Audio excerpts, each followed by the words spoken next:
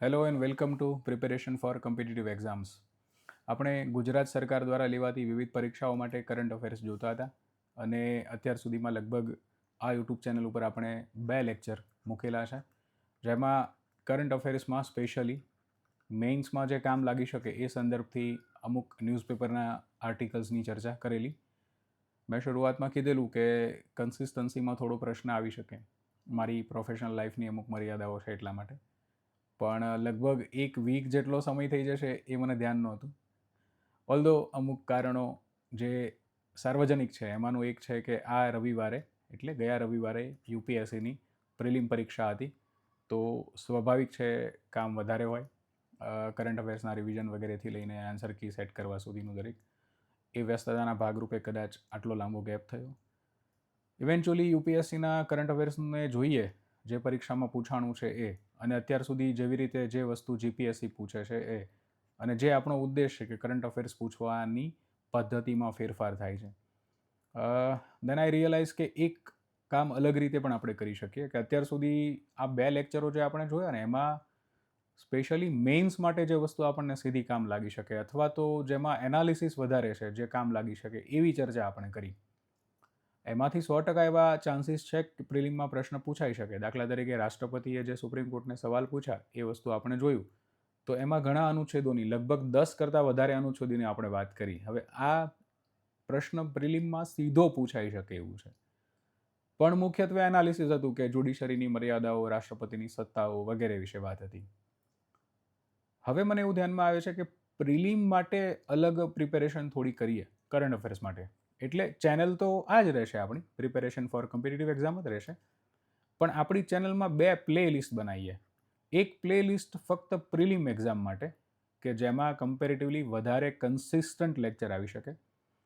એક મેઇન્સ માટે જે આપણા પહેલાં 2 લેક્ચર છે એવા કે જેમાં લગભગ 2-3 દિવસના ભેગા થયેલા ન્યૂઝપેપરમાં કામમાં લાગી શકે એવા આર્ટિકલોમાંથી આપણી પરીક્ષા માટે શું કામનું છે એનો એક અલગ લેક્ચર કરીએ. અને પ્રિલિમ માટે જે પણ ફેક્ટ આવે છે, જે ઘટનાઓ થાય છે એ, અથવા તો જે ઇવેન્ટ થાય છે જેના સીધા પ્રશ્નો પૂછાવાના ચાન્સ છે એ વિશે સતત ચર્ચા કરીએ. પણ આમાં પણ એવું કરીશું કે એક સાથે એક જ લેક્ચરમાં હું તમને 50 તથ્યો કે 50 ઘટનાઓ વિશે વાત નહીં કરું, કેમ કે હ્યુમનલી ઇમ્પોસિબલ છે યાદ રાખવું. આપણે આના પણ શક્ય હશે એટલા ડિટેલમાં જોવાનો પ્રયત્ન કરીશું, પણ પ્રિલિમ માટે અલગ પ્રયત્ન કરીએ. અને એના ભાગરૂપે આજે આપણે એવું શરૂ કરીએ કે 2 લેક્ચર આપણા આવશે ચેનલ ઉપર. એક એવો રહેશે જે પ્રિલિમ સ્પેશિયલ રહેશે, જે આપણને ખ્યાલ છે કે એસટીઆઈની પરીક્ષા પણ આવવાની છે, સ્ટેટ ટેક્સ ઇન્સ્પેક્ટરની, એની પ્રીમાં સીધું કામ લાગી શકે. જીપીએસસીની સંભવિત 7 સપ્ટેમ્બરે ડીવાયએસઓ એટલે કે નાયબ મામલતદારની પરીક્ષા આવવાની છે, એમાં ઘણું કામ લાગી શકે. તલાટીની તો આપણને ખબર છે કે 2000 કરતાં વધારે ભરતીઓ બહાર પડવાની છે, સંભાવનાઓ એવી છે કે એ ઓગસ્ટ મહિનામાં લેવાય, તો એમાં આપણને કરંટ અફેર્સ કેવું કામ લાગે. એક વસ્તુ સમજો મિત્રો કે હવે કરંટ અફેર્સ ખાલી જીપીએસસી જ પોતાના એપ્રોચને ચેન્જ કરે છે એવું નહીં. જો તમે છેલ્લા પેપરો 2 વર્ષના જોતા હોય ને તો બધા જ બોર્ડો પોતાના પરીક્ષા પદ્ધતિમાં ફેરફાર કરે છે, અને આપણને બધી જ પ્રિલિમ પરીક્ષામાં કામ લાગી શકે ને એ ઉદ્દેશથી પ્રિલિમના લેક્ચર અલગથી આવશે અને મેઇન્સના પણ આવશે. પ્લેલિસ્ટ જોશો એટલે ધ્યાનમાં આવી જશે. એ કડીમાં આજે આ પહેલો લેક્ચર એવો છે કે આપણે પ્રિલિમ સ્પેશિયલ 3 વાતો ડિસ્કસ કરીશું. એક તો એટલે કે મિઝોરમ ભારતનું પ્રથમ 100% સાક્ષર રાજ્ય બન્યું, become India's first fully literate state. શું છે એની વિશે ચર્ચા કરીએ. આપણને ખ્યાલ છે ભારત માટે ગૌરવની કહી શકાય એવી એક ક્ષણ છે કે બાનો મુસ્તાકને બુકર પ્રાઇઝ મળેલું છે. થોડી એના વિશે ચર્ચા કરીશું, કેમ કે પર્સન ઇન ન્યૂઝના પ્રશ્નો પૂછ્યા છે, ક્લાસ 1-2માં પૂછ્યા છે આ વખતે, એટલે આપણે ધ્યાન રાખવું જોઈએ. અને ગુજરાતનું ગૌરવ એવા સિંહોની વસ્તી ગણતરી, એમાં એક સકારાત્મક સુધાર દેખાણો છે, વધારો થયો છે, એની થોડી ચર્ચા કરીશું પ્રિલિમ પર્સપેક્ટિવથી. જો મેઇન્સનું કંઈ કામ લાગે એવું હશે તો હું વચ્ચે કહેતો જઈશ.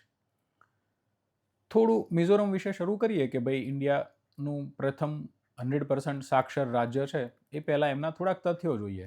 તો 47 પછી, આઝાદી પછી 1987માં પ્રથમ વખત મિઝોરમને રાજ્યનો દરજ્જો મળ્યો. એ પહેલાં શું હતું? યુનિયન ટેરેટરી હતું. પ્રમાણમાં 21,081 કિલોમીટરનો વિસ્તાર ધરાવે છે. આ મિઝોરમ છે, 7 સિસ્ટરમાંનું એક. અથવા તો હવે જે પ્રધાનમંત્રી સેવન સિસ્ટરની સાથે સિક્કિમને જોડીને અષ્ટલક્ષ્મી આવો શબ્દ વાપરે છે, પરીક્ષામાં પૂછાઈ શકે એવો છે. તો મિઝોરમને કેટલા રાજ્યોની બોર્ડર અડે છે? તો તમે અહીંયા ધ્યાનથી જુઓ ને તો મિઝોરમને ભારતનું એક ત્રિપુરા રાજ્ય સ્પર્શે છે. પછી ત્રિપુરાથી લઈને અહીંયા સુધી જુઓ તો આસામની સરહદ પણ સ્પર્શે છે. આસામથી લઈને નીચે જુઓ તો મણિપુરની. એટલે કે ભારતના 3 રાજ્યો એવા છે કે જેને મિઝોરમની સરહદ સ્પર્શે છે. 2 આંતરરાષ્ટ્રીય બોર્ડર સ્પર્શે છે. એક બાંગ્લાદેશ, જે મિઝોરમને આપણને ખ્યાલ હોય તો જે ચિત્તગોંગ કોરિડોર કહેવાય ને, જ્યાંથી અત્યારે બહુ જ ચર્ચામાં છે એમ પણ, કેમ કે બાંગ્લાદેશી ઘૂસપેઠિયાઓની જે વાત થાય છે એ મ્યાનમારમાં આ કોરિડોર થ્રુ આવતા હોય છે. અને એક સરહદ સ્પર્શે છે મ્યાનમારની. એટલે 3 રાજ્યો જે દેશના છે અને 2 આંતરરાષ્ટ્રીય સરહદ મિઝોરમને સ્પર્શે છે. અમુક ફેક્ટ ચર્ચા ચાલે જ છે એટલે યાદ રાખવાનો પ્રયત્ન કરીએ. મુખ્યમંત્રી વર્તમાનમાં કોણ છે? લાલદુહોમાં ત્યાંના મુખ્યમંત્રી છે. Do let me no in comment section કે આ લાલદુહોમાં જે ત્યાંના મુખ્યમંત્રી છે એ કયા રાજકીય પક્ષમાંથી આવે છે? એના પોલિટિકલ પક્ષનું નામ શું છે? બીજેપી છે, કોંગ્રેસ છે કે કોઈ અલગ જ છે?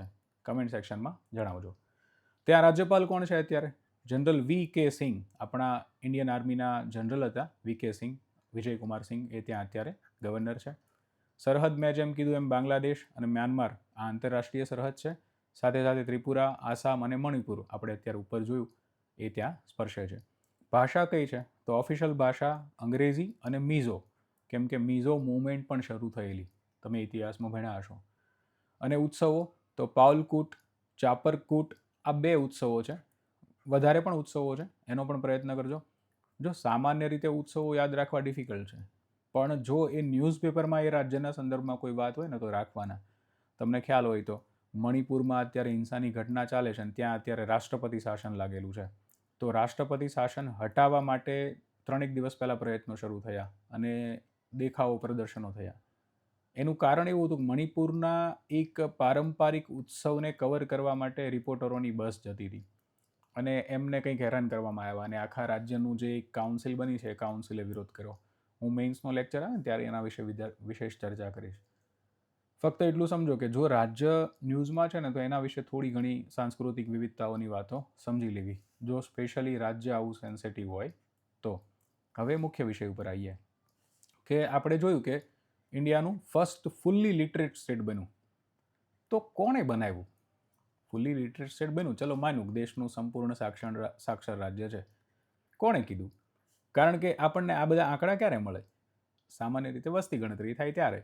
અને આપણને ખ્યાલ છે કે છેલ્લી વસ્તી ગણતરી 2011માં થઈ છે.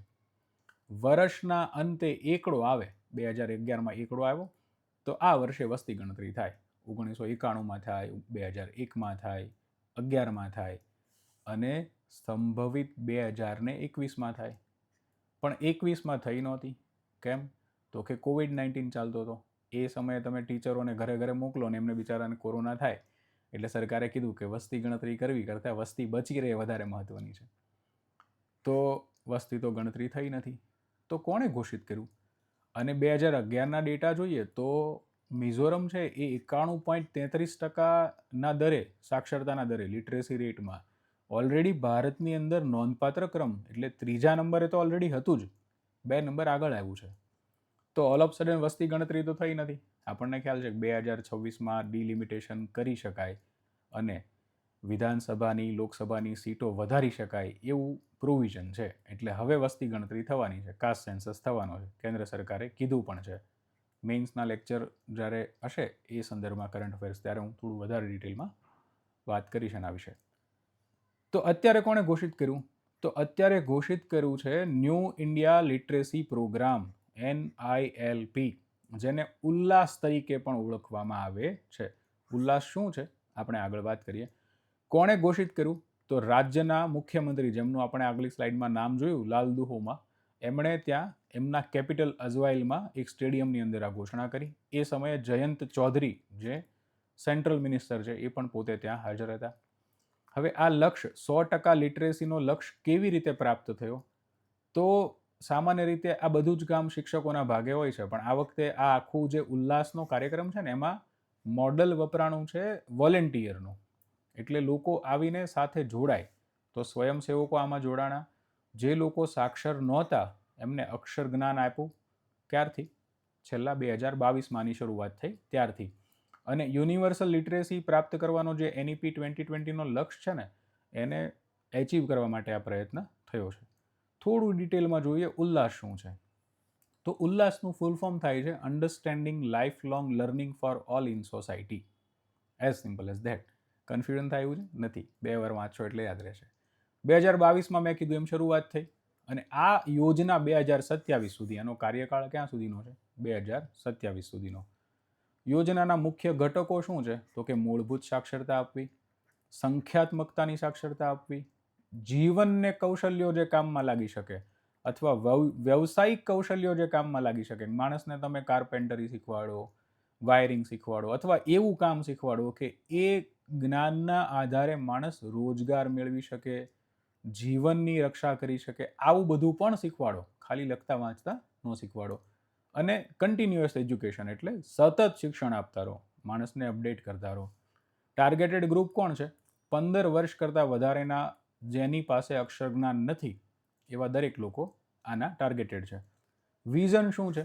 હવે વિઝન અને મિશન પૂછે છે એટલે બહુ ફિલોસોફિકલ લાગી શકે એવી વાતો હવે પૂછે છે તો યાદ રાખવાની કે જન જન સાક્ષર, લિટરેસી ફોર ઓલ, દરેક માણસ વાંચી લખી શકે, સાક્ષર બને, આ વિઝનથી ઉલ્લાસ કાર્ય કરે છે. હવે તમે ઉલ્લાસનું ફૂલ ફોર્મ ફરીવાર વાંચો. Understanding life long learning for all in society. સમાજની જ વાત છે તો અમલીકરણનો વિષય આવશે. અમલીકરણ કેવી રીતે થશે? સ્વયંસેવક માધ્યમથી.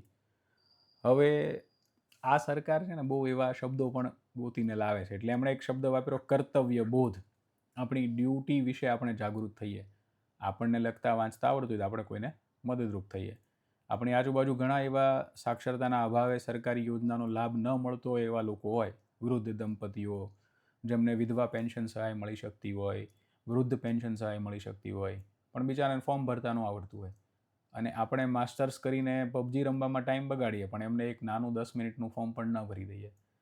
તો સરકાર એવું કહે છે કે તમે તમારા કર્તવ્ય બોધને સમજો અને જુઓ. મિઝોરમમાં લોકો સમજ્યા તો આખું રાજ્ય સાક્ષર થઈ ગયું. તો એવા પ્રયત્નો આપણે પણ કરીએ, ઇન્ટરવ્યૂમાં કહેવામાં કામ લાગશે એટલીસ્ટ.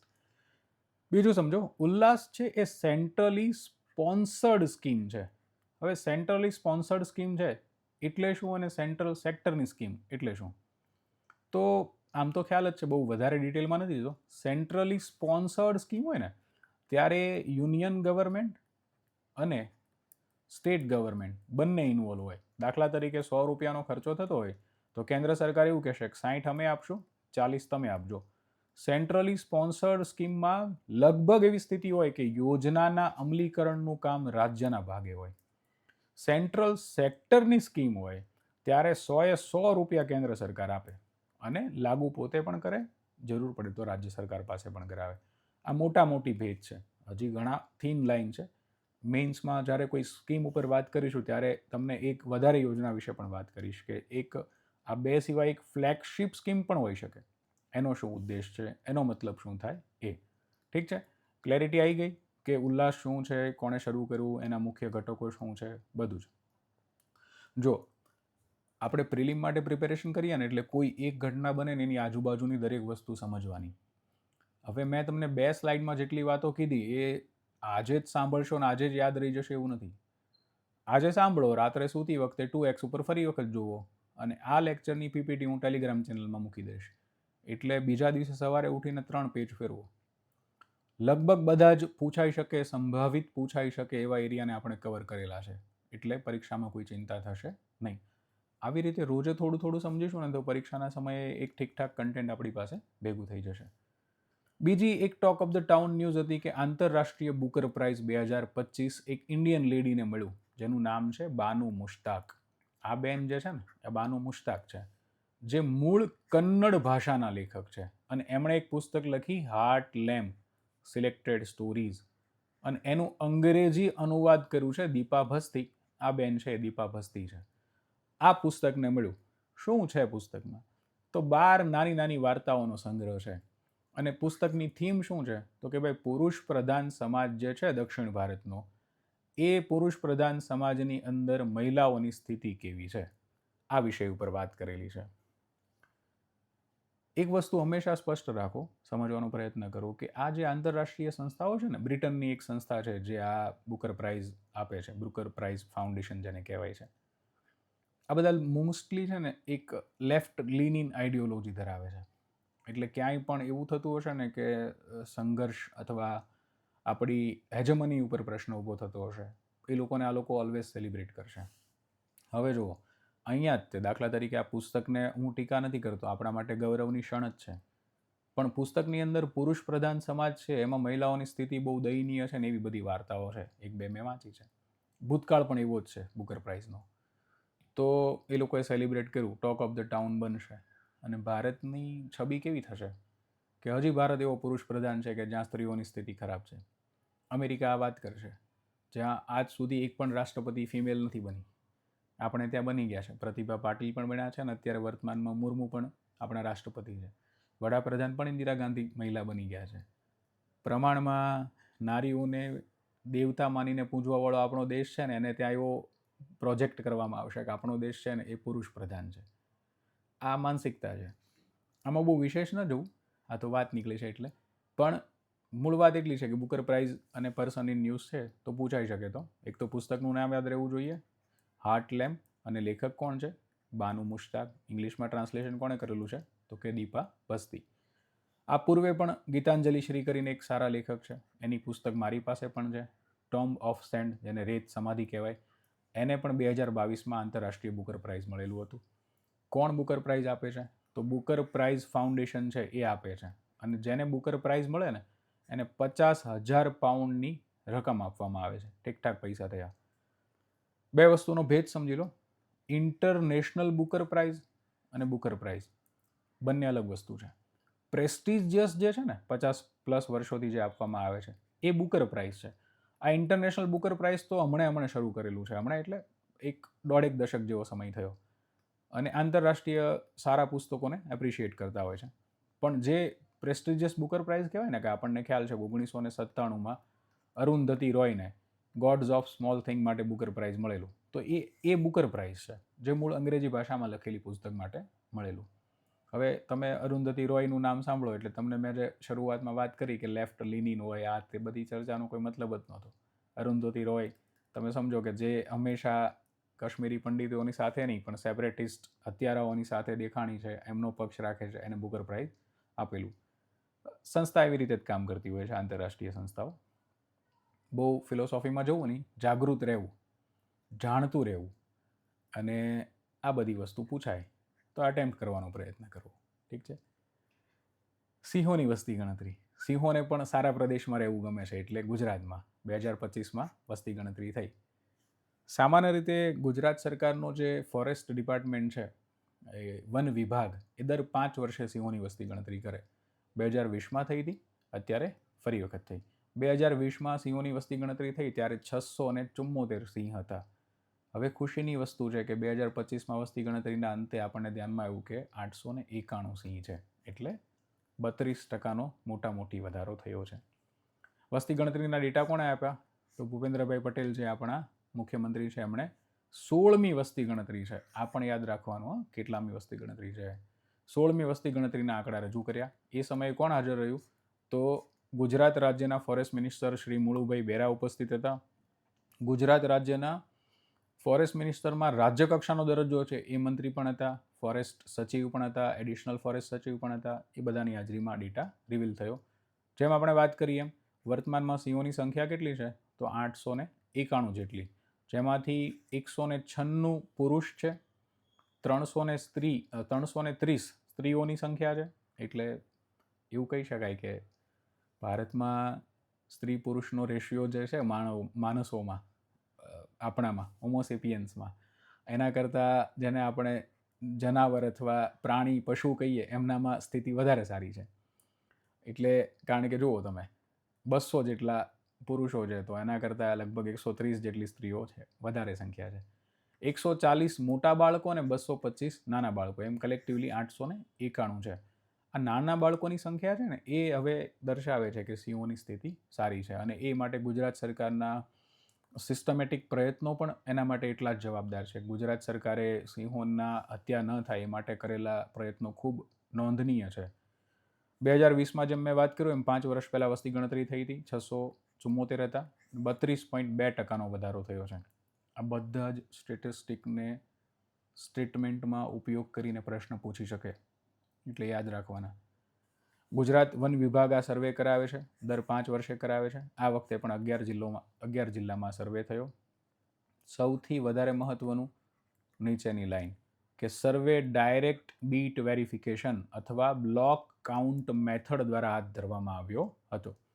બહુ ટેકનિકલ સ્પેસિફિકેશનમાં નથી જતા, પણ મોટી વિસ્તારોને બ્લોકમાં વિભાજિત કરવાના અને એના એક્સપર્ટ માણસો આવીને સર્વે કરે, એને બ્લોક કાઉન્ટ મેથડ કહેવામાં આવે છે. એમાં વિજ્ઞાનનો પણ મદદ લેવામાં આવે છે, ડાયરેક્ટ સિંહોની ઉપર એની નજર રાખવામાં આવે છે, એની મૂવમેન્ટ ઉપર. એવી આખી એક સાયન્ટિફિક પ્રોસેસ છે અને સૌથી સારી એક્યુરેસીવાળી પ્રોસેસ છે.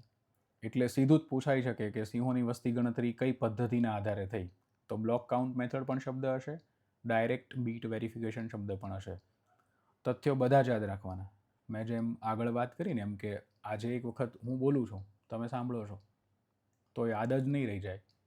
હા, તમે રાત્રે સૂતી વખતે ફરી વખત જોશો ને તો યાદ રહેશે, 70-80% યાદ રહી જશે.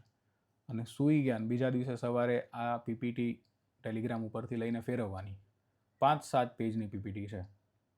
આજે લીધેલા 3 મુદ્દાઓ એવા છે કે જેના વિશે પૂછાય જ શકે પ્રિલિમમાં. એટલા ઇમ્પોર્ટન્ટ મુદ્દાઓ છે, તો એ વિશે પૂછાય ત્યારે તમને આ તથ્યો યાદ રહેશે, તો પ્રયત્ન કરવા પડશે. વિષય શું છે? તો એશિયાટિક લાયન જે છે એને પેન્થોરા લિયો પેર્સિકા એવું એક સાયન્ટિફિક નેમ આપવામાં આવેલું છે. એશિયાટિક લાયન છે ને એટલે આપણા જે ગીરમાં જે સિંહો છે ને, એ અત્યારે દુનિયામાં મોટા ભાગે 2 જગ્યા પર સારી એવી સંખ્યામાં સિંહ છે. એક એશિયાટિક લાયન એટલે આપણે ત્યાં ગીરમાં છે, અને આફ્રિકન લાયન એટલે આફ્રિકા કોન્ટિનેન્ટમાં અલગ અલગ જગ્યા પર છે. બંને વચ્ચે ફરક શું છે? તો આફ્રિકાના સિંહ છે ને એની શરીરની રચના આપણા સિંહો કરતાં વધારે મોટી છે. આપણા સિંહો કદમાં થોડાક નાના છે, જે અહીંયા સ્પષ્ટ દેખાય છે. આયુસીએનના રેડ લિસ્ટમાં છે એશિયાટિક લાયન. એટલે અને બીજું Indian wild life protection act 1972 છે ને એના પણ શેડ્યુલ 1 અનુસૂચિ 1માં છે. એનો મતલબ શું થયો કે ભૂલથી પણ તમે અનુસૂચિ 1માં જેનું નામ આવે ને એની કોઈની હત્યા કરી શકો નહીં, કોઈ પણ કારણોસર. બહુ મોટી સજા થઈ શકે છે. અને આયુસીએનના રેડ લિસ્ટમાં હોવું પણ એવું જ છે કે આ પ્રજાતિ ઇન્સ્ટિંક્ટ થવાના આરે છે. ભવિષ્યમાં આ પ્રજાતિ દુનિયાને દેખાશે નહીં એવી વલ્નરેબલ સિચ્યુએશનમાં છે. એમાં ખુશીની વાત છે કે સિંહોની સંખ્યા વધે છે. ઇન્ડિયન એક્સપ્રેસમાં એક આર્ટિકલ હતો, એમાં થોડીક ચિંતા વિશે પણ વાત કરેલી કે સિંહોની સંખ્યા વધે છે અને જંગલોની જે ફોરેસ્ટ કવર છે, જંગલોનું કવર ઓછું થતું જાય. એના કારણે એવું થાય છે કે સિંહો રિહાયસી જે ઇલાકા હોય છે ને ત્યાં પણ આવતા જાય છે અને લોકોમાં ડરનો માહોલ ઊભો થાય છે. અને પછી એ ડરના પરિણામ સ્વરૂપે રિએક્ટ કરવામાં ઘણી વખત સામાન્ય લોકો સિંહોને નુકસાન પહોંચાડતા હોય છે. આવી એક ચિંતાનો પણ વિષય છે. વર્તમાનમાં ફક્ત ગીરના જંગલોમાં એશિયાટિક લાયનો બચ્યા છે. આપણે કીધું કે આયુસીએનના રેડ લિસ્ટમાં છે, એનો સીધો મતલબ એ થાય છે. કદમાં જેમ મેં કીધું એમ આફ્રિકાના સિંહ કરતાં નાના હોય છે. અને બચાવ માટેના કયા પ્રયત્નો થાય છે? તો કે એક એશિયાટિક લાયન કન્ઝર્વેશન પ્રોજેક્ટ આખો ચાલે છે. પ્રોજેક્ટ લાયન પણ ચાલે છે. પ્રોજેક્ટ લાયન વિશે થોડું ડિટેલમાં રિસર્ચ કરો, પ્રશ્ન પૂછાઈ શકે છે. તમે આ વખતે યુપીએસસીના પ્રશ્નો જુઓ તો સૌથી વધારે એઝ યુઝ્યુઅલ એન્વાયરમેન્ટના જ પ્રશ્નો રહ્યા છે. અને હવે જેવી રીતે જીપીએસસીએ પોતાના નવા સિલેબસની અંદર મેઇન્સમાં પણ એન્વાયરમેન્ટનો પોર્શન વધાર્યો છે અને પ્રિલિમમાં પ્રશ્નો પૂછા છે, એ સંદર્ભે તમને આ પ્રશ્નો પૂછાવાના ચાન્સીસ છે. સ્પેશિયલી જ્યારે ગુજરાતમાં આવડી મોટી વસ્તી ગણતરીની ઘટના થઈ હોય ત્યારે. 10 ઓગસ્ટના રોજ વિશ્વ સિંહ દિવસ વર્લ્ડ લાયન ડે સેલિબ્રેટ કરવામાં આવે છે. તથ્ય છે, ઘટના થઈ છે તો પૂછી શકે. વર્લ્ડ લાયન ડેના દિવસે છે ને પ્રેસ ઇન્ફોર્મેશન બ્યુરોએ આ 2 સરસ સ્ટેટિસ્ટિક્સ શેર કરેલા કે એનું સાયન્ટિફિક નેમ શું છે, વજન કેટલો હોઈ શકે, લેન્થ કેટલી હોય, બર્થ ઇન્ટરવલ, ટિપિકલ ડાયટ કેવું છે, તો કાર્નિવોરિયસ છે આપણને ખ્યાલ છે, લાઈફ સ્પાન કેટલો છે, વગેરે વગેરે વગેરે. જેને રસ હોય. ફન ફેક્ટ છે એટલે વાંચી શકાય. એક ફન ફેક્ટ મને ગમેલું એટલે મેં અહીંયા આનો સમાવેશ કરેલો કે lion spend about 20 hours a day resting or sleeping. એટલે કે દિવસના 24 કલાકમાંથી સિંહ 20 કલાક આરામ કરે છે.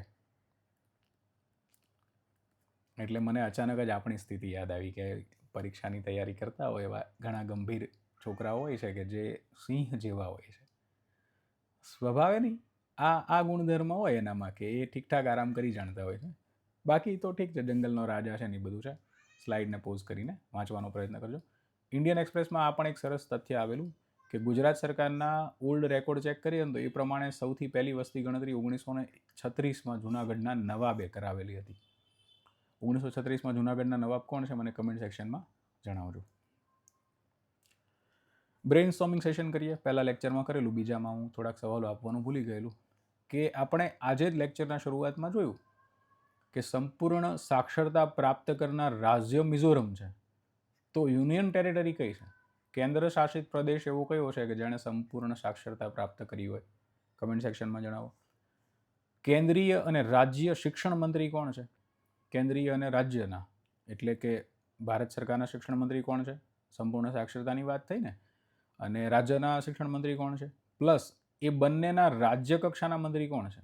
કેન્દ્રના શિક્ષણના રાજ્ય કક્ષાના મંત્રી કોણ છે અને રાજ્યના રાજ્ય કક્ષાના શિક્ષણ મંત્રીના કોણ છે એ પણ કમેન્ટમાં જણાવો. હું જ્યારે તમને લાઇનના સેન્સસ વિશે વાત કરતો ત્યારે મેં તમને કીધું મુખ્યમંત્રી હાજર હતા, રાજ્ય કક્ષાના મંત્રી હાજર હતા, રાજ્ય કક્ષાના ફોરેસ્ટ મિનિસ્ટર પણ હાજર હતા. તો જાણી જોઈને મેં એમનું નામ નથી લખ્યું. એ કોણ છે એ નેટ ઉપરથી સર્ચ કરીને એટલે ઓફિશિયલ વેબસાઇટ ઉપર જઈને જણાવો. મેં પહેલાં જ લેક્ચરમાં કીધેલું કે આ બધું જ પ્રેક્ટિસ કરવાનો મતલબ એવો છે કે તમે ઇન્ટરનેટનો પોઝિટિવ યુઝ કરો. તમે આ તથ્ય ગોતવા માટે નેટ ઉપર જશો ને, જ્યારે તમારી પાસે કમાન્ડ છે પ્રોપર કે શું ગોતવું છે, ત્યારે તમને બીજી પણ 2 કામની વાતો યાદ આવશે. કોઈ પિક્ટોરિયલ રિપ્રેઝન્ટેશન ધ્યાનમાં આવશે. મારી વાતનો વિશ્વાસ કરો, 10 વર્ષના અનુભવ પછી કહું છું કે એ એક્ઝામ ટાઈમે બહુ કામ લાગશે. તમે જે જોયેલી, તમે કોઈ વસ્તુને પર્ટિક્યુલરલી ગોતેલી હોય ને એ વસ્તુ તમને રિકોલ જલ્દી થશે. એટલે મારો ઉદ્દેશ તમને મંત્રીઓના નામ યાદ રખાવા નથી, એ બાને તમે વેબસાઇટ વિઝિટ કરો એ છે.